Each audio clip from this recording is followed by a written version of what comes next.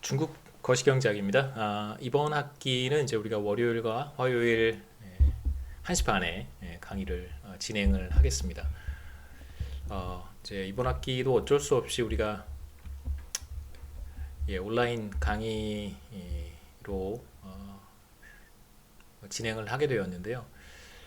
좀 안타깝고 대면 강의를 통해서 오프라인으로 실제로 강의를 하고 여러분들 질문도 받고 또 여러분들이 얼마나 잘 이 과목을 또 이해하고 뭐 그런 좀 피드백을 받으면 참 좋을 텐데 그렇지 못한 거에 있어서 저도 굉장히 안타깝고 좀 속상하기도 하고 그렇습니다.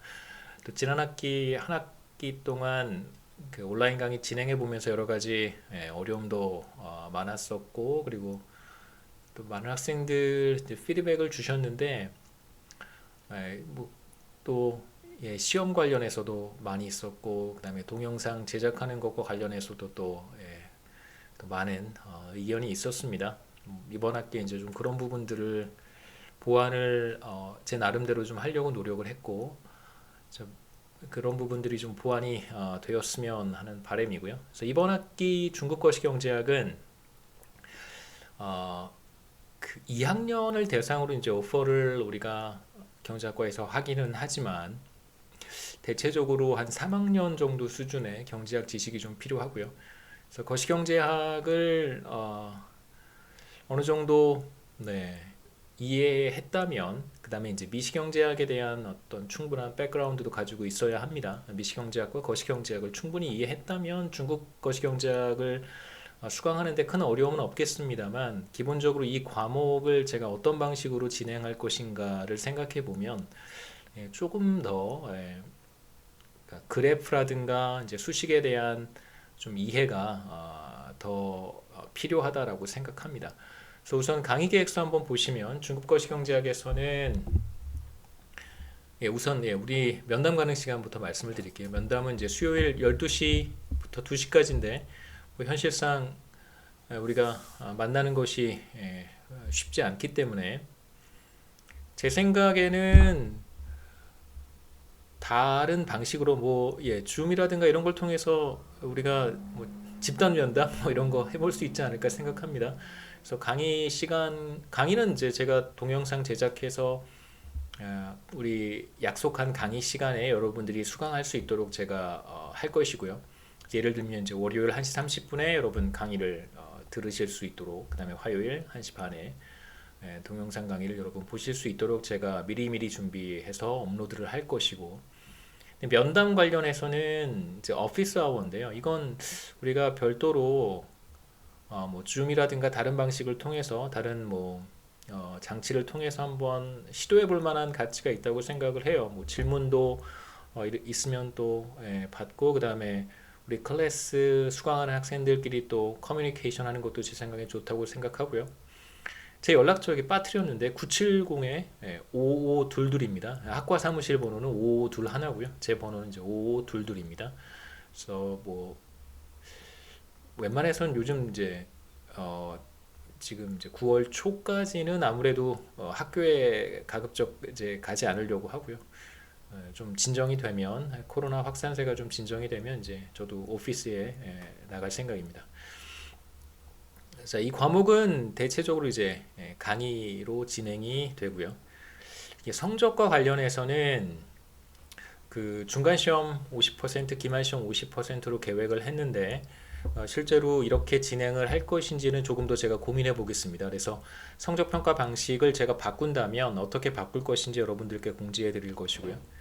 우선은 중간 시험 50%, 기말 시험 50%로 제가 디자인을 했던 이유는 대면 강의가 가능하다라고 하는 생각을 갖고 이제 시작을 한 건데요. 만약 이렇게 지금 이 상황이 계속되고 학기 말까지도 뭐 특히 이제 기말 시험 같은 경우는 학교에서는 실제로 학교에 와서 시험을 보도록 지금 준비를 하고 있었어요. 그런데 앞으로 어떻게 될지 모르겠습니다만 만일 쉽지 않다면 기말 시험을 학교에서 보는 것이 쉽지 않다면 그러면 이제 저도 계획을 좀 바꿀 필요가 있어서요. 한번 생각해보고 기말 시험이랑 중간 시험을 어떻게 할 것인지 여러분들께 말씀드리도록 하겠습니다. 우선 지금 뭐 50% 50% 일단 뭐 확정된 건 아니라고 말씀을 드리겠습니다. 동영상 관련해서는 그 이번 학기에 그 어떤 공문이 학교에서 저한테 왔냐면 저희들한테 교수들한테 왔냐면 완성된 형태의 동영상을 제작해서 업로드를 해야 된다. 뭐 물론 이제 뭐 줌 실시간 스트리밍을 하지 않을 거라면 동영상을 제작해서 업로드를 해야 될 텐데 그런 경우에 이제 강의하는 모습이 반드시 동영상에 포함이 되어야 한다고 하더라고요. 그래서 저는 사실 이해가 잘 안 가는데 그 아깝잖아요. 보시면 여러분 동영상 보시면 스페이스를 상당히 넓은 스페이스를 이만큼의 스페이스를 우리가 지금 사실 어디 있죠? 여기죠. 이만큼의 스페이스를 우리가 사실 지금 낭비하고 있는 거니까 개인적으로는 사실 좋지는 않습니다만 또 학교가 그렇게 예, 좀 그렇죠. 네. 자, 이번 학기 중급거시 경제학에서는 여러분 보시면 과목의 개요와 수업 목표인데요. 뭐 수업 목표 과목의 개요는 제가 작성한 게 아니기 때문에 한번 읽어보시고 수업 목표 보시면 중급거시 경제학에서는 국가 경제의 경기 변동, 우리가 비즈니스 사이클이라고 얘기를 합니다. 경기 변동이 왜 발생을 하고 경기 변동을 일으키는 원인들이 무엇인지 살펴볼 텐데요. 우선 지금 우리가 겪고 있는 경기 변동 과정, 우리는 리세션에 있다라고 여러분 생각하시면 됩니다. 뭐 정부나 일부 기관에서는 뭐 경제 둔화 이런 식의 표현을 쓰는데요. 제가 뭐 오늘이든 언제든 이제 데이터를 그림을 통해서 보여드릴 텐데 보시면 우리가 리세션 상태에 있다는 걸 여러분 금방 아실 수 있습니다. 경제 침체죠, 리세션은. 이번 학기 거시경제가 어떻게 변화하는지 이해하기 위해서 이제 다양한 데이터를 먼저 관찰할 것이고요. 이어서 현실 경제를 설명하기 위해 몇 가지 거시경제 모형을 우리가 보도록 하겠습니다. 그래서 거시경제 모형, 거시경제를 이해하는 가장 기본적인 접근법이 바로 모형을 통해서 우리가 거시경제학을 학습할 수 있습니다. 실제로 굉장히 복잡한 현상들이기 때문에 데이터를 관찰을 하고 실제로 모형을 통해서 데이터에 나타나는 현상을 우리가 그대로 한번 구현해 보는 것이죠. 실험을 통해서 현상을 한번 설명해 보고 그 다음에 이제 여러 가지 실험을 우리가 수행해 볼 수 있을 거예요. 그래서 굉장히 과학적인 접근법이라고 할 수 있습니다. 우리의 주된 관심사는 이제 고용, 실업, 소비, 저축, 정부의 재분배 정책이라든가 이제 투자 같은 것들이고요. 기업의 투자겠죠. 이런 것들이 어떻게 상호작용하고 거시경제 전체의 변화를 만들어내는지 이제 보는 것입니다.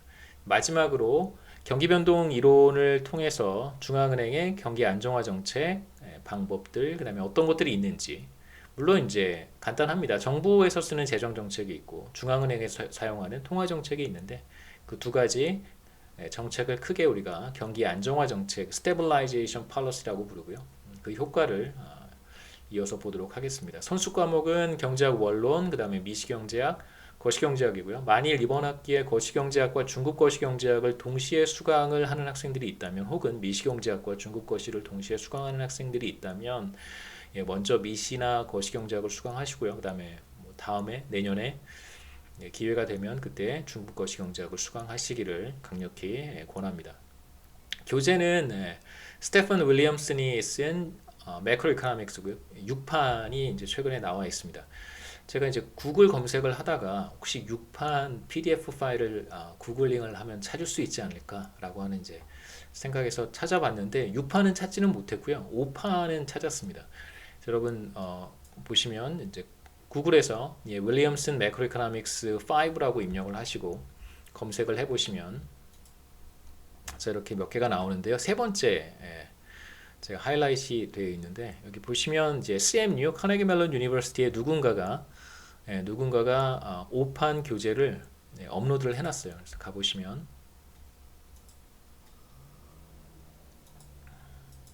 자 이렇게 5판입니다. PDF 파일을 보실 수 있고 뭐 교재 전체 되어 있어요. 700페이지짜리 교재가 다 업로드가 되어 있습니다. 그래서 누가 업로드했는지 잘 모르겠습니다만 이 사람이 자신의 웹사이트를 블락하기 전에 이 파일을 다운받으셔서 갖고 계시면 좋겠죠. 6판하고 큰 차이는 제가 꼼꼼히 보진 않았어요. 하지만 6판하고는 큰 차이가 없어 보입니다. 목차만 봤을 때 큰 차이가 없어 보이니까 여러분 파일 갖고 필요한 부분들을 이렇게 책을 통해서 보시면 도움이 될 것 같습니다. 작년에 제가 이제 도서관에 6판 교재를 몇 권 신청을 했고요. 그래서 도서관 통해서 6판을 대출할 수도 있을 텐데 여러분 뭐 학교에 지금 같은 상황에서 학교를 가기 위해서 대중교통을 이용하거나 혹은 좋은 생각 같지는 않습니다. 그래서 제가 5판 교재를 인터넷을 통해서 여러분 파일로 보시면 좋을 것 같습니다. 그래서 이번 학기 15주 동안 보시면 여러 가지 이제 뭐 거시경제학 혹은 중국 거시경제학에서 우리가 흔히 얘기하는 다양한 주제들을 살펴볼 것이고요. 기본적으로 말씀드리고 싶은 것은 스토리를 통해서 제가 모형을 말씀드릴 것이고, 여러분 거시경제학은 현상을 설명할 수 있는 모형을 만드는 것에서부터 출발합니다. 그게 거시경제학을 학습하는 방법이고요. 물론 이제 거시경제학을 조금 다른 방식으로 접근할 수도 있겠습니다만 우리가 접근하는 방법은 스토리를 만들고요. 그 스토리를 통해서 그림을 그려보고 그 그림과 적합한 수식을 통해서 확인을 한번 해보는 것이죠. 그래서 몇 가지 모형들을 제가 소개를 할 텐데 기본적으로 크게 한 2가지에서 3가지 정도의 모형이고요. 계속 조금씩 모형이 이제 확장되어 간다고 생각하시면 돼요. 익스텐션 된다고 생각하시면 되겠습니다. 중간 시험은 제가 실러버스를 만들 때는 10월 26일 월요일 1시 반으로 생각을 했는데 아까도 말씀드렸듯이 시험이 어떻게 될지는 제가 조금 더 고민해보고 말씀드리도록 하겠습니다. 기말 시험은 제가 날짜를 잡지 않았던 이유가 학교에서 오프라인으로 학교에 와서 시험을 지금 보게 하겠다는 거거든요. 그런데 지금 상황인 만큼 기말 시험이 어떻게 될지는 저도 잘 모르겠습니다. 기존에 계획한 대로 학교에서 일률적으로 시간을 정해서 이제 학생들의 사이에 이제 접촉을 최소화하기 위해서 모든 과목의 시간표를 기말 시험 시간표를 학교가 짜겠다는 건데 지금 상황에서는 좀 쉽지 않을 것 같고요.